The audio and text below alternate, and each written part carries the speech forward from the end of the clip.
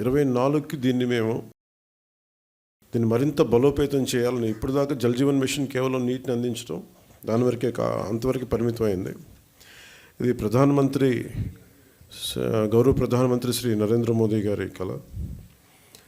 ఇది కనీసం రోజుకి ఒక 55 లీటర్ల నీళ్లు సగటున మనిషికి ఇవ్వాలి అని, అది కూడా పరిశుభ్రమైన నీరు ఇవ్వాలి అనేది అల్టిమేట్ గోల్. ఏంటంటే జల్ జీవన్ మిషన్కి సంబంధించి నిరంతరం నీటి సరఫరా ఉండాలి ప్రతి ఒక్కరికి అనేది ఆకాంక్ష, ఆశయం.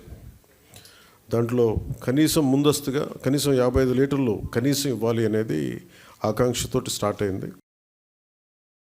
ఇప్పుడు ఈ అమృతధార ఈ వర్క్షాప్ని ఎందుకు అమృతధార అని పెట్టాము Jal Jeevan mission revamp program కింద అనుకుంటే, ఒకటి ఉన్న నీటి వనరులని బలోపేతం చేయటం, అలాగే maintenance of existing schemes, already ఉన్న వాటర్ స్కీమ్స్ అన్నిటినీ వాటి మెయింటెనెన్స్ ఎలా ఉన్నాయి ఏంటి అనేది, అలాగే వాటర్ కన్జర్వేషన్ కూడా ఎంత కీలకమో. దీన్ని జల్ జీవన్ మిషన్ లేదు, కానీ ఇది మనం తీసుకున్న తర్వాత కొత్త ప్రభుత్వం ఎన్డీఏ ప్రభుత్వం వచ్చిన తర్వాత మనం తీసుకునేవి వాటర్ కన్జర్వేషన్ కూడా చాలా కీలకమైంది.